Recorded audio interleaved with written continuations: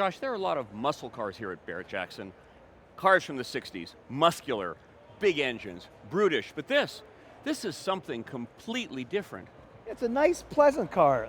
1959, 190 SL, and it's just elegant to me. It says relaxing. It's like black diamonds, just floating in the ocean. These cars were very pleasant cars to drive. Not a lot of horsepower, but easy. They were cruisers.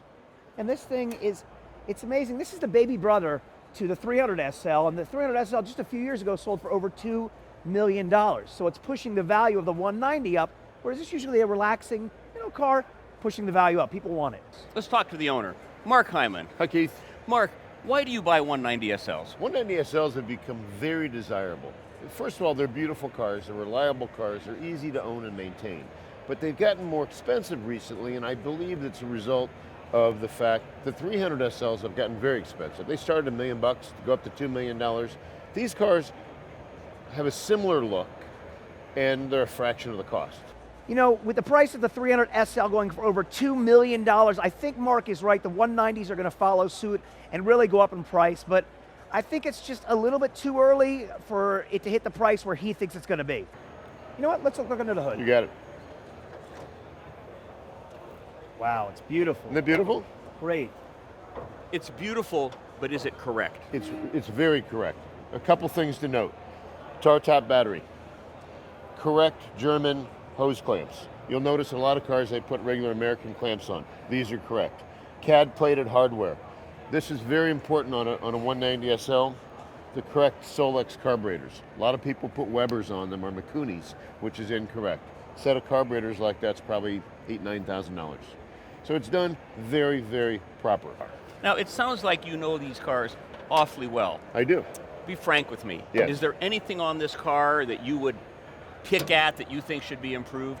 No, really not, Keith. This car is a well-restored car. It's what I would refer to as an exquisite driver. Is it a high-point show car? No, it's not a trailer queen. But it's beautifully done, it's correctly done, mechanically it's really good. So I don't think I'd change anything. If you called me in my store and said, Mark, tell me about this car, I said, Keith, it's about as pretty a driver as you would ever want. It's showable, it's correct, it's well sorted. Is it a concours car? No, but it's exquisite. Let's talk about the condition.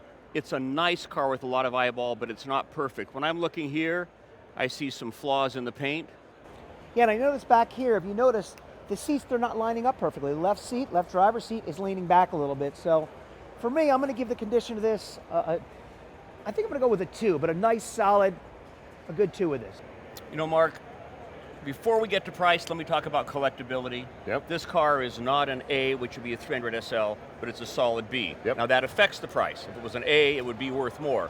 How do you peg the value of this car? I think this car is going to sell for between 175 and 2.25. Mark, if this were a low production car like a 300 SL, 1400 built, say, right, collectability rating of A, I could be pretty comfortable with your number, but they built 26,000 of these cars, collectability rating a B, so I'm not with you. I think you were in a bubble. I think this is a $100,000 car. You know what? That's why you're a journalist and I'm a car dealer. Well, we're about to find out, aren't we? May the best man win. You got it.